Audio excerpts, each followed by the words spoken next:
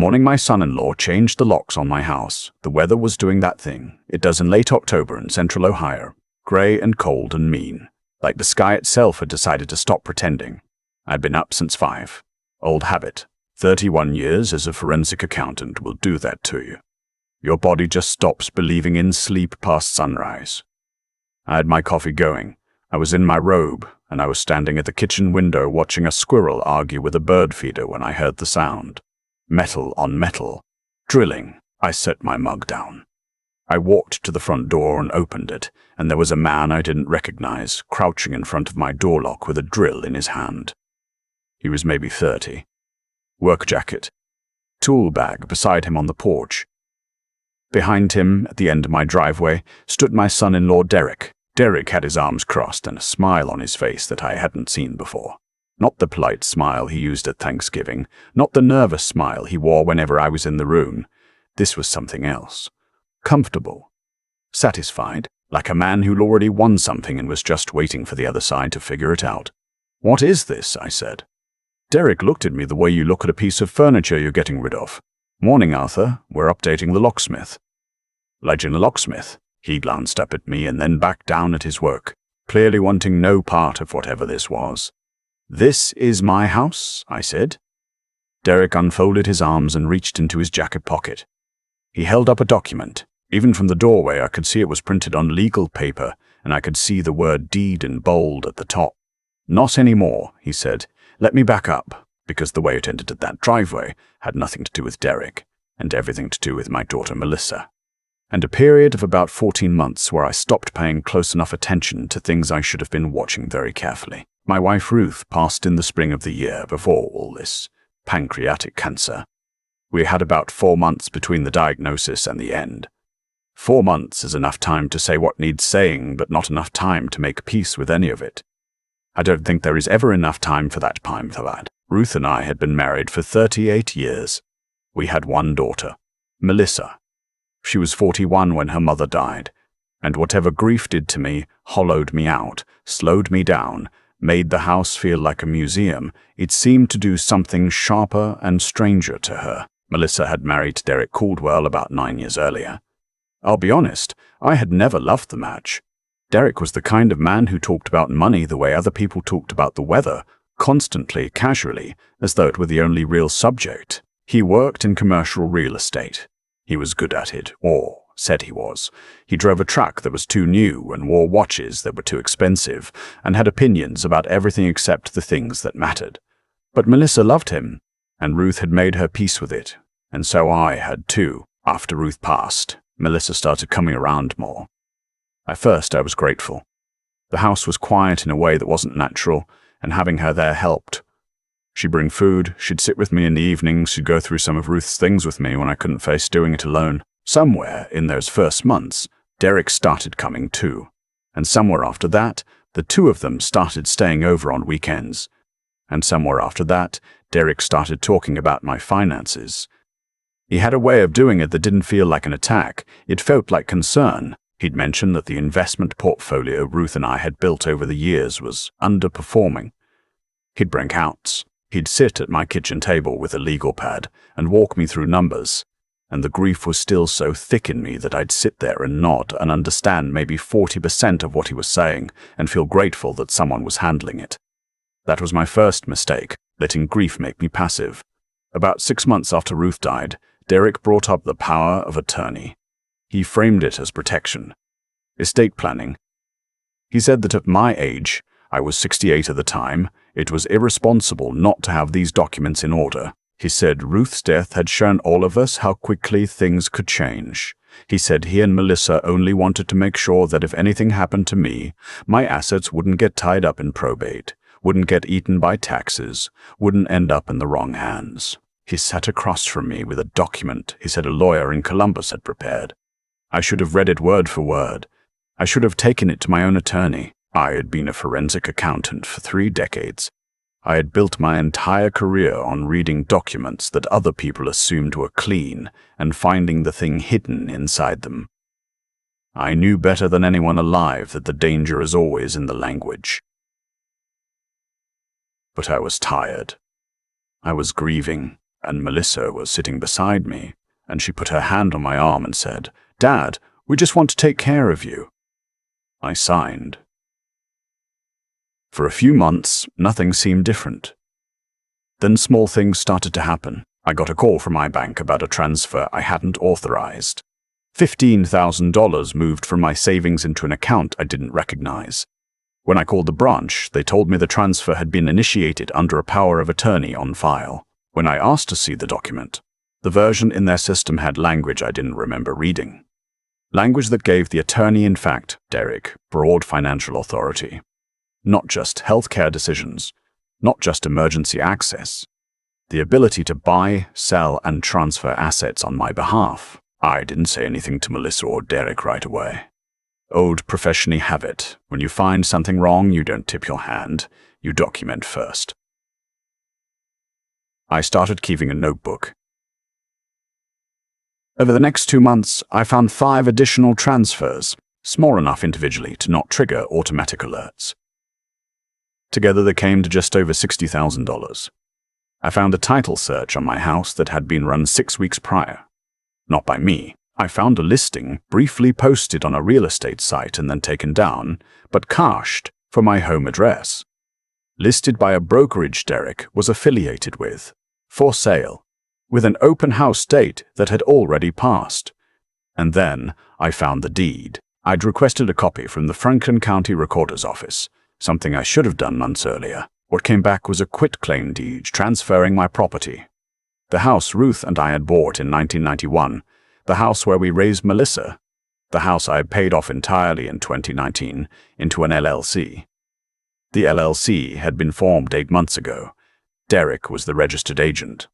My signature was on the deed. I sat at my kitchen table for a long time with that document in front of me. Outside the window, the neighborhood looked the way it always did. Leaves on the sidewalk. Mrs. Hartley across the street walking her dog.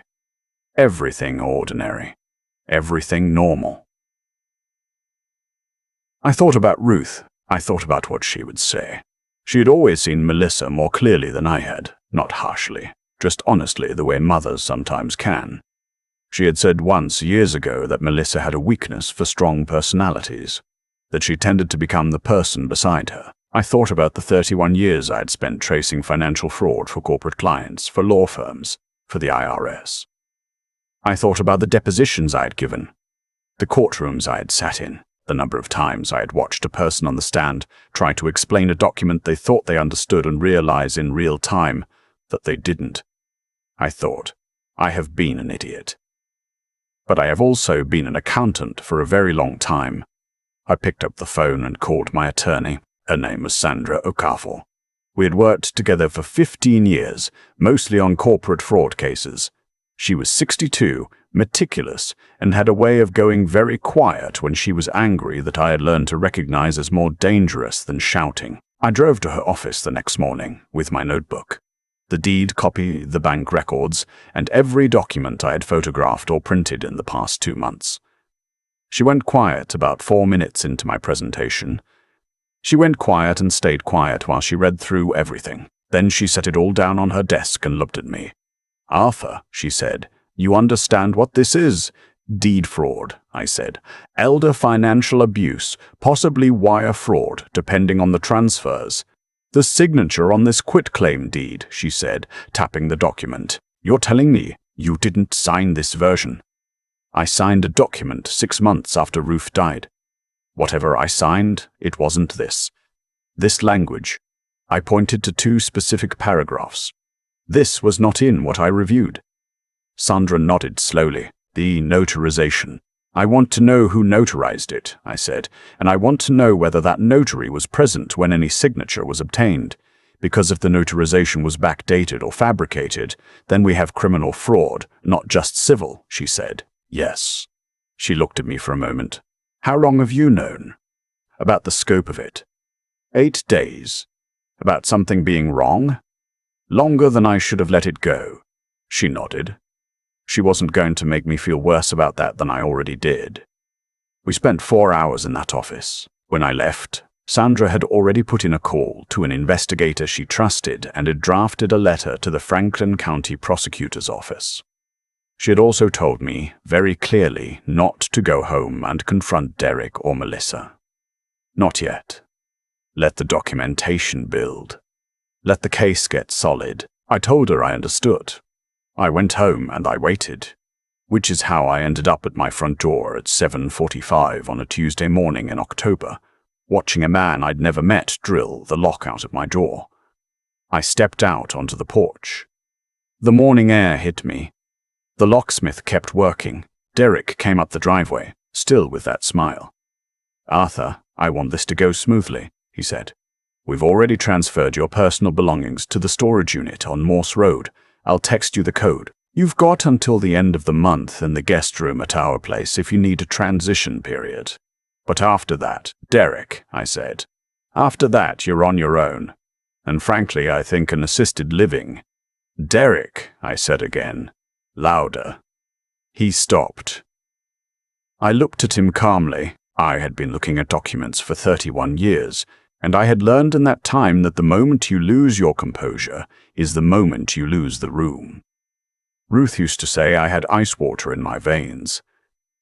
She didn't mean it as a compliment, always, but right now it was exactly what I needed. "Who notarized the quitclaim deed?" I said. The smile didn't disappear all at once.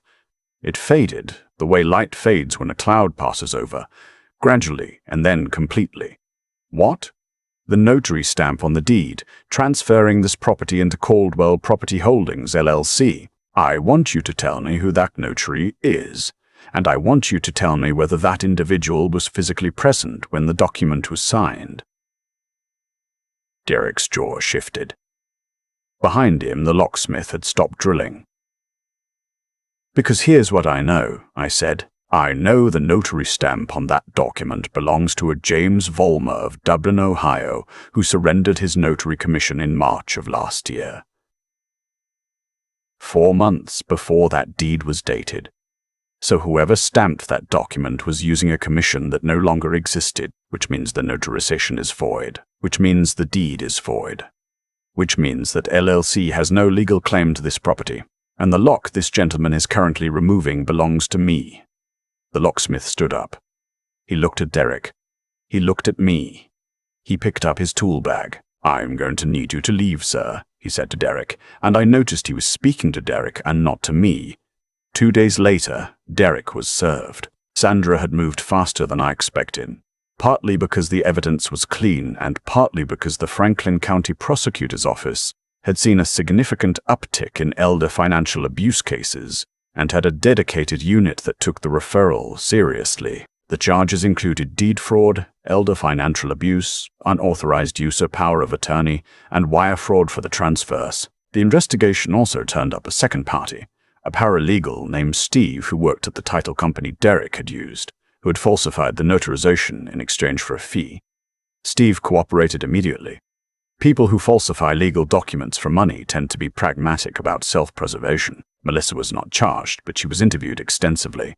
Whatever she knew or didn't know, she had signed documents. She had been present for conversations. The prosecutor's office described her as a cooperating witness, which is a phrase that covers a wide spectrum of things, not all of them comfortable. I didn't speak to her for a long time after that. I still don't know exactly what to say. She is my daughter. She is the person Ruth and I raised. She is also a woman who sat beside me at a kitchen table and told me she wanted to take care of me while husband handed me a document designed to take everything I had. I go back and forth on that. I suspect I always will. The hearing was in February, 4 months after the morning at my front door. Derek had hired a defense attorney who I recognized by reputation, expensive, good at delay tactics, skilled at making complicated financial crimes feel like honest misunderstandings. He tried 3 motions before the hearing and lost all 3. The evidence was not complicated. The timeline was not ambiguous. The notary stamp was from a revoked commission. The LLC had been formed using forged documents, and the financial transfers were traceable to accounts in Derek's name. Derek pled guilty to 2 counts of elder financial abuse and 1 count of deed fraud. He received 4 years with eligibility for parole at 30 months. The property was returned to me. The transferred funds, all $62,000 of them, were ordered repaid, which his attorney argued he couldn't afford, which the judge noted was a problem Derek had created for himself. The paralegal, Steve, received 18 months of probation and was permanently barred from working in title or notary services. I have no strong feelings about Steve one way or another.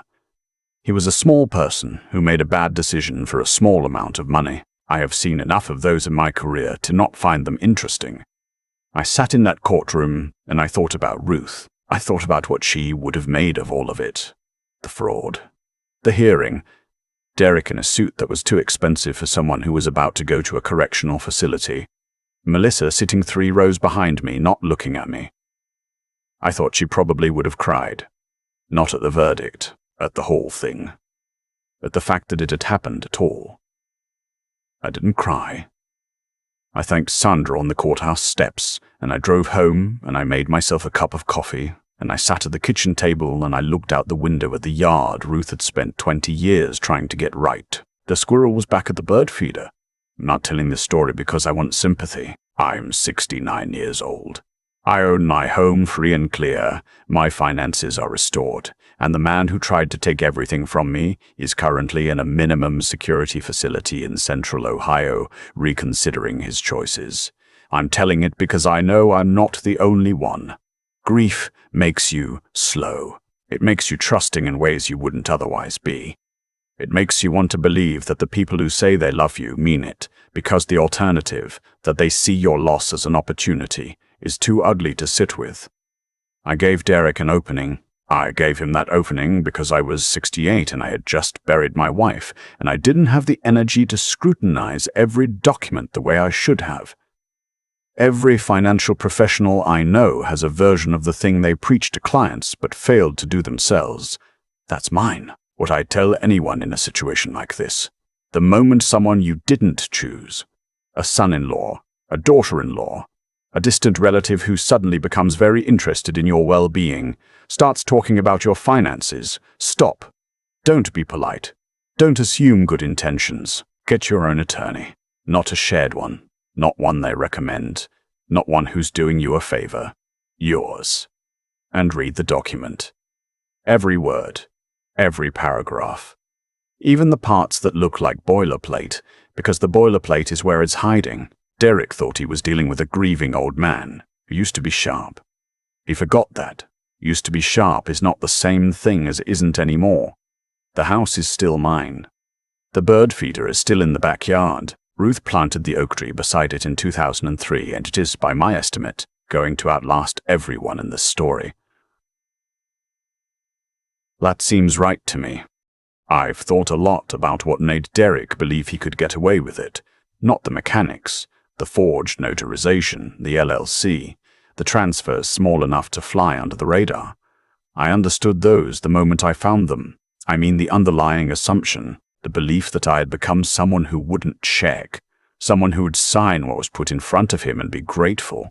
And the honest answer is, for about 14 months, I had become exactly that person.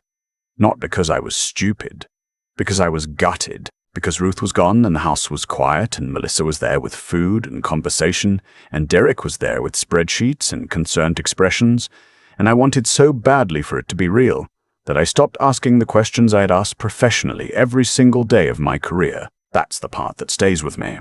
Not what Derek did. What I allowed. There's a thing I used to tell junior colleagues when they were new. The fraud doesn't happen because the fraudster is brilliant. It happens because the target is tired, or trusting, or distracted, or all three at once. The smartest con in the world doesn't work on someone who's paying attention. Derek wasn't particularly smart. He was just patient. And he had identified a window, my grief, my exhaustion, my need to believe my daughter still loved me the way she used to. And he walked through it. I don't say that to excuse him. What he did was a deliberate choice, made over months, involving forged documents and a bought notary and a systematic draining of what Ruth and I had spent 38 years building together. He deserves every day of the sentence he received, but I also know that choices like his only land when something on the other side lets them. And for a while, I let it. What pulled me back wasn't anger. It was habit. 31 years of looking at numbers until they told the truth.